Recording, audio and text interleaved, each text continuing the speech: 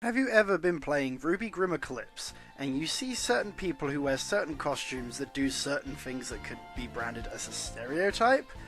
Well, wonder no more, because today I'm going to reveal RWBY Grimm Eclipse character stereotypes. What I'll be doing is I'll be going through all 8 characters, only 4 for now because I'm doing a part 1 and a part 2, and going through all 3 different costumes that each character wears, and what a stereotype might be associated with that particular costume and that particular character as well.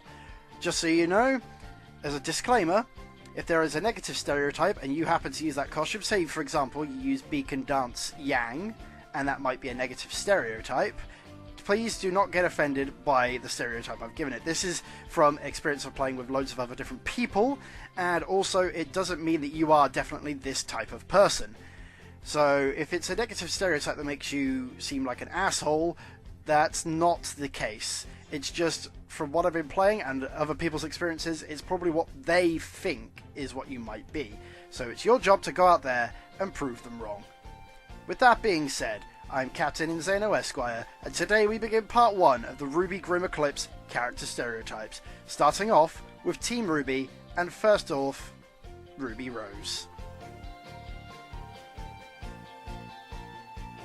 So the first stereotype for RWBYBros in her default costume, this first one I'm just going to apply to all the default costumes for Team RWBY, which is they might have only just gotten this game and they don't know how it fully works or understand how it works and they're still learning the ropes. But mostly, when it comes to normal costume RWBYBros, that's what you can normally assume. It's somebody who's either new at the game or they usually frequent the campaign mode quite often. You'll normally see them on the first 3 levels of the campaign, and never really anywhere else. I think is probably because they're trying to get to the next stage. But that's the general stereotype for these.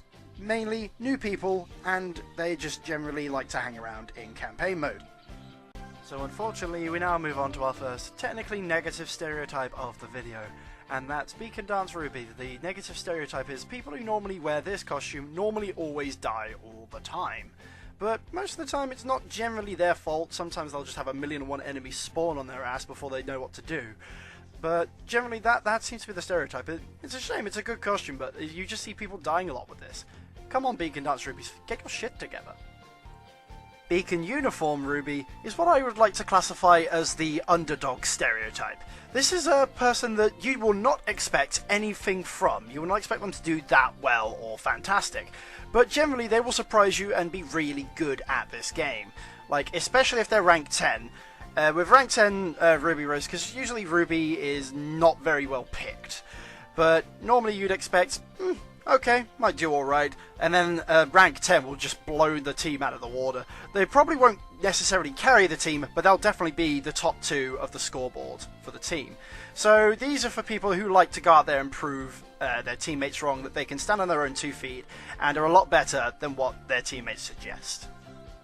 And now, on to Weiss. So the first stereotype for Weiss's default costume is normally either 1, they have a really high rank but they have not got the other costumes yet, normally they can't be asked to do so. And the second stereotype is, normally this is someone who is not even played a single minute of the game, and they're usually been invited by a friend of theirs. They might be in a Steam call or whatever, but they'll probably be buddying up with another person that's actually experienced at the game. Now the stereotype for the Beacon Dance Weiss costume is, well, the first one is, these guys seem to have loads of money on them all the time during Horde matches. Like, I am not kidding. They will have about like 5 kajillion lien to like slap down 1,000,000 shotguns in one game. But that's not the main stereotype. The main stereotype is, they seem to have this weird fascination with driving you up the friggin' wall.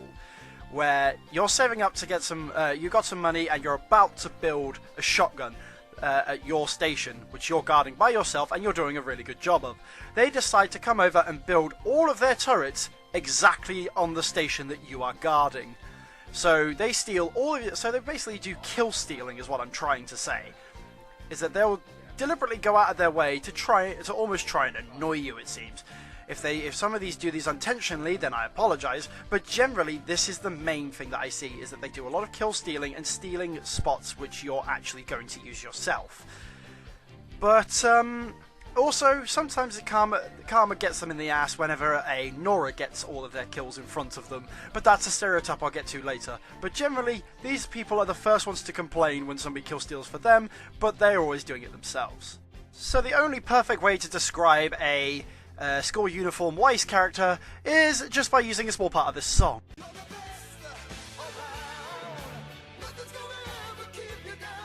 Okay, I will solemnly swear I will never use that joke again. But generally, these are mostly the best players in the game. If they're rank 10, they will pretty much carry the crap out of your entire team. They got shotguns for days, and they're generally some of the most nicest people you'll meet. I'm guaranteed. You stick close to these guys and you chat with them a lot during the games, you're going to make a new friend after the match is over. But seriously, these are just the best people I've seen, and also they have this ability to do this thing where they can just fly in the air and not touch the ground when they are out of combat. They're just generally flying everywhere and will not touch the floor. These guys are brilliant to have on your team. And now, on to Blake. The default Blake stereotype for this is one of the more funnier stereotypes I tend to see. Normally these are people who they've not got a rank yet, but they're normally level 3 or 4, and they accidentally end up stumbling into a game filled with rank 10s that are in Eclipse mode, and just end up accidentally getting shafted because of the higher levels of all their teammates. It's kind of harsh to see them like almost get punished by getting shafted by 1,000,001 enemies, but it's just kind of funny when you see a load of guys who are extremely at the high end, like top tier of the game, and then you just see a load of these like hordes swarming this one small person, like this one level, like 1 rank 0 person, and they're just screaming in terror. I mean, sure, it sounds a bit mean-spirited, but it's kind of funny, you can't deny that. The stereotype for this costume is your Shadow River. No, seriously, that is just the stereotype. Shadow River is the only person I know that willingly wears the Beacon Dance Blake costume when she plays as Blake. Like, seriously, she's the only person I know that will put it on. Do people, like, not like this costume? Seriously, we need to get some stereotypes for this one. Go out there and make some, guys! So the stereotype for Beacon Uniform Blake is, these people have eyes in the back of their friggin' heads.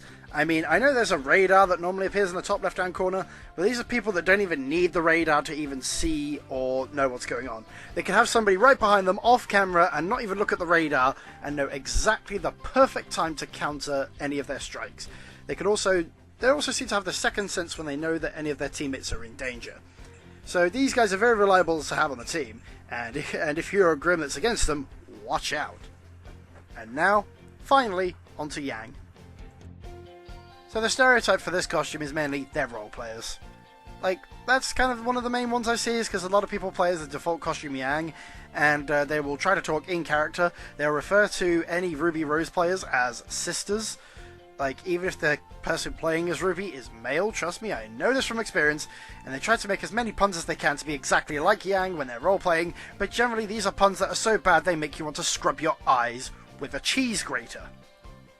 But, generally, in battle, they're not the most spectacular people, but you don't have to babysit them. They're good enough to do the job. The stereotypes for this one can range from 2. There's one, the silent type that just quietly goes about their business, and you never really notice them at all during battle, but they do tend to do normally well. And the other is the tryhard, but not the negative one. These are the guys who will try their hardest to win. They'll come in, do a really good job, but then they'll disappear and you probably will never see them again. The stereotype for Beacon Uniform Yang is there's not really one, except for 2 maybe. One is you're probably me, because whenever I play as Yang I'm always using this costume. And the other one is, these tend to be people who normally like to play as Yang when there's already somebody else playing as Yang as well in the game. They like to use this one to differentiate themselves from the other Yangs in battle. They also like to get a couple of friends together and get a load of Yangs together to do the Yang Bang strategy, which is just all out raw power. But that being said, they're pretty good in a fight. They can handle their own. No bias in there whatsoever. And yeah, that's it for today's video. That's all of Team RWBY stereotypes. Next it will be Team Juniper. Let me know if I've missed out any in the comments below, or maybe even some that you might stereotypes you might want to suggest for the Team Juniper video. But that being said, I'm Captain Inn-Zhano Esquire, and until the next Stereotype video, I'll see you soon. Goodbye!